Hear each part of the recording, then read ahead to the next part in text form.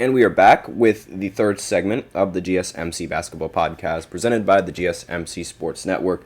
And in this third segment, I'm just going to be talking about this article that's saying that the Spurs should probably sign a former EuroLeague MVP and, just given the aftermath of these Olympics. So I'm just going to go ahead and read over this article and just give my opinion. So, in the contending years of Greg Popovich's tenure with the Spurs, the team was a pioneer in seeking overseas talent. Now that is definitely like one of the things that the Spurs excelled at in the early stages of, I guess you could say, their their popularity. That's the word, yeah. And some of their best players are international players. Like, you have Tony Parker, he's French. You have Manu Ginobili, he played for Argentina. Tim Duncan, he was United States. But Tim Duncan, ironically, he's the guy that doesn't have a gold medal. Yeah, a lot of people forget that he was on the 2004 Olympic team. And in 2004, the United States was god-awful. Like, I'm not even joking. This was like... Most of the United States men's losses came in 2004, and it wasn't a good time to be a basketball fan for the United States, and it was really tough just even showing your face as an NBA player after that catastrophe in 2004. And one of the big problems, like, I see a lot of people, they don't really realize just how bad that 2004 team is. Half of the team was like split up. It was half veterans and half of it young guys. And the young guys were Carmelo Anthony, LeBron James, Dwayne Wade, people like that. And the coach wouldn't play the young guys. And not to mention, the rest of the staff also didn't know how to deal with the young guys. And so, it was usually just like the group of old guys chilling out with, and the group of young guys would be chilling out, but there wouldn't be any sort of chemistry. Like, people would, like, this was sort of when the United States thought, like, okay, just send in some of the best NBA players and they'll figure it out. Like, that was the state of where the world was at the time. Now, in 2004, that was when people realized that the rest of the world was catching up to them in terms of skill on a basketball court, and that you can't just put talent together and expect to beat these guys, because they've been playing as a team way longer than most of the United States players have even been playing as a team. And so, when you have a team go up against another team and that other team has better chemistry, I might have confused a lot of you. If you go up against a team that doesn't have good chemistry compared to a team that has good chemistry, they're going to pick you apart. And that's exactly what happened in 2004. So the Spurs, seeing like how quickly the other world was advancing, they went ahead and they jumped on that. They went and they started signing a bunch of overseas players, and the rest of the league, eventually they followed suit, and eventually everybody had their foreign NBA player that's just a demon and a myth or a legend or something like that. And who was the coach? I don't remember who the coach was. It wasn't Coach K. That I know. It wasn't Coach K in 2004. I mean, I was 1 year old when this Olympic team was made, so I have no idea who the coach was. I'll go ahead and check right now. And let me just see. Let's see. Coach for Olympic basketball. I know it wasn't Coach K, because they brought Coach K in 2008, just so that way they could have a better chance in winning the Olympics. It was Larry Brown who was the Team USA coach of 2004. He did not like LeBron or Melo or Dwayne Wade on the team. Like, he just barely used them. And, that's who the coach was, if you were curious. And back to what I was saying and what I've been wanting to say before I went on this tangent with Olympic basketball. The Spurs, they've been able to sign a bunch of free agents overseas. The Spurs, there's this article saying that the Spurs should sign the former EuroLeague MVP, and it's just to, reclaim their throne as leaders of finding international teams, at least according to this article. So Popovich's tenure can be described as enduring long-term success, an epitome of hegemony, and it was built on a foundation of acquiring role players who plied their trades in Europe. Their 2014 championship is perhaps the best example of their dominance, characterized by foreign influence. Their star big man, Tim Duncan, was born in U.S. territory of the Virgin Islands. Tony Parker, he was raised in France. And the greatest six men of all time, arguably Manu Ginobili, spent 3 years in Italy after being drafted by the Spurs in 1999.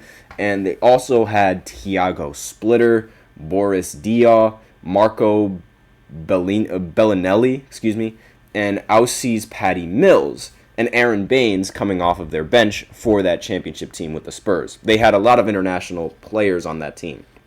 So the league has since caught up with the Spurs, and it is more challenging to bring top international prospects like, for example, Giannis, Jokic, Luka Doncic in back-to-back years. The first overall picks were international picks as well. Victor Wembanyama, Zachary Risacher, they're both French players and captured the imagination of NBA front offices while playing in the Premier of France, because, you know, the French, they have a separate league. And hold on just 1 second. They were playing in the French division, the LNB Elite. To put this into perspective, the Olympics currently feature 69 non-American NBA players heading into the 2023-24 season. There were 125 international players on an NBA roster. And the former EuroLeague MVP is currently in the NBA. Like, the team has been forgettable, the team that he was drafted to. Vasilije Micic, again, forgive me if I completely messed up the name. He's on the Charlotte Hornets. Last season, the coaching staff experimented with his height and using a larger ball handler to play the point guard because, you know, Victor Wembanyama was just a rousing success. And this sort of allowed, this was featuring Jeremy Sochan and then Malachi Branham as the lead guards. However, Trey Jones ultimately secured the starting role due to the struggles of others, though it's evident that Popovich remains intrigued by the idea of utilizing a bigger playmaker. This is where Micic comes into play. The 30-year-old, standing at 6'5", joined the Thunder last season after earning EuroLeague MVP. However, he struggled to find his place in the rotation on a contending team. Micic came off the bench for 30 games, facing challenges with scoring and efficiency, which wasn't unexpected given the adjustment period. After being traded to the Hornets, his performance improved in a larger role, particularly in terms of his assist percentage, and despite his NBA struggle, like his struggles from three, shooting 37% from three, he worked on his shot with the Hornets and demonstrating his humility and willingness to learn. As a veteran without an ego, he could offer valuable insight to a young team, and his offensive skills could be a very significant asset. Now, the article continues to go on saying that the Spurs should sign Gershon Yabusele, who has been dubbed the nickname the French Ben Wallace.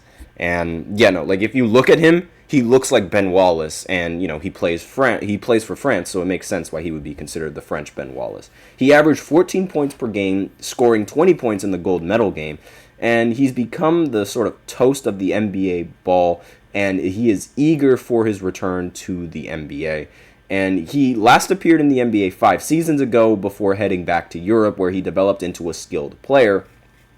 However, several NBA teams have open roster spots to sign him. The Spurs should be one of those front runners to sign him, and I think it makes sense because it's like him in the chat. He said it's crazy that Patty Mills is still a quality player. He recently he signed a contract with I forgot which team it was, but I do know he signed a pretty it was a low contract given the money that he used to be paid.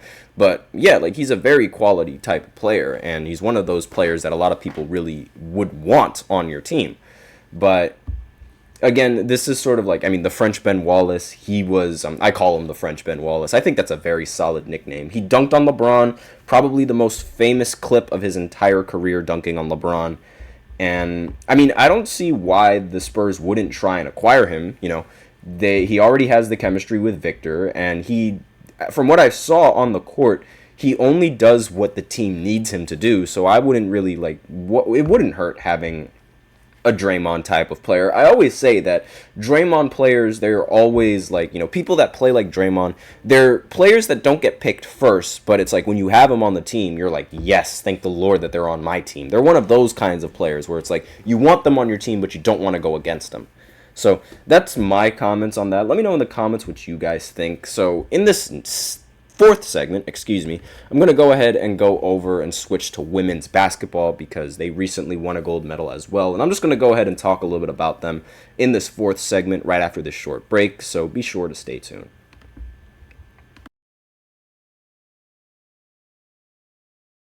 For the best and latest podcasts available anywhere, go to the podcast app on your cell phone and type in GSMC. To access free content-rich podcasts on health and wellness, book reviews, sports, entertainment, relationships, social media, movies, technology, finance, and even weird news. Subscribe and download the GSMC Podcast Network's family of shows, available everywhere podcasts are found.